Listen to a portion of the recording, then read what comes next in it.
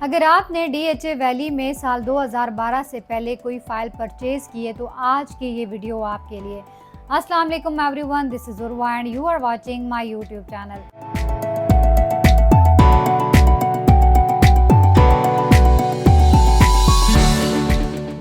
DHA valley में files को sell करने से पहले तमाम बैलेट फ़ाइल होल्डर और नॉन बैलेट फ़ाइल होल्डर इस वीडियो को ज़रूर देखें। साल 2012 से पहले परचेज की जाने वाली फाइल्स की वेरिफिकेशन का एक प्रोसेस है जो आज की इस वीडियो में हम आपको गाइड करेंगे। काफ़ी सारे फाइल होल्डर रावलपिंडी इस्लामाबाद से बाहर के हैं। कुछ फाइल होल्डर ने कई सालों से DHA वैली ऑफिस विजिट नहीं किया।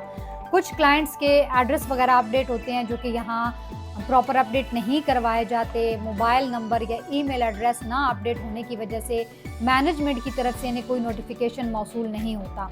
मोस्टली क्लाइंट जब हमें अप्रोच करते हैं, हमसे रब्ता करते हैं तो यही कहते हैं कि काफ़ी टाइम से उनके पास फाइल्स मौजूद हैं बट वो इसका करंट स्टेटस नहीं जानते। इसका सबसे बड़ा रीज़न ये है कि आपने जिस भी प्लेटफॉर्म से फाइल्स की बाइंग की है, आपका ना तो उन डीलर से कोई कांटेक्ट होता है, ना ही आपका DHA वैली मैनेजमेंट से कोई रब्ता होता है। एड्रेस के ऊपर हमेशा मैनेजमेंट के एंड से बैलेट क्राइटेरिया को मीट करने वाली फाइल्स के लेटर्स वगैरह जाते रहते हैं। तो क्लाइंट्स को डिटेल मौसूल ना होने का बेसिक रीज़न ये है कि आपका जो करंट एड्रेस होगा वो यहाँ पर अपडेट नहीं होगा। फ़ोन नंबर या ईमेल एड्रेस ना होने की वजह से आपको कोई नोटिफिकेशन मौसूल नहीं होता। आज की इस वीडियो में साल 2012 से पहले परचेज़ की जाने वाली फ़ाइल्स की जो ट्रांसफ़र का प्रोसेस है उससे पहले एक वेरिफिकेशन प्रोसेस होता है, वो मैं आपको गाइड कर देती हूँ। किसी भी प्रोजेक्ट में इन्वेस्टमेंट का बेसिक रीज़न यही होता है कि ज़रूरत पड़ने पे फाइल्स को सेल किया जाए या फिर जब मार्केट स्टेबल हो तो एक अच्छे रेट के ऊपर उन्हें सेल करके प्रॉफिट गेन किया जाए।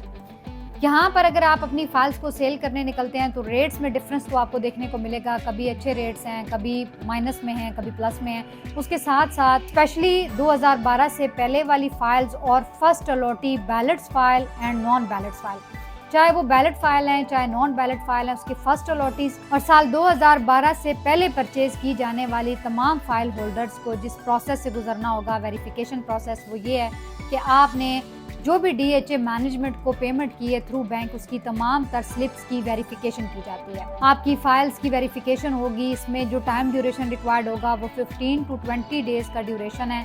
15 से 20 दिन लग सकते हैं, इससे ज़्यादा भी टाइम लग जाता है, कभी डिले हो जाता है।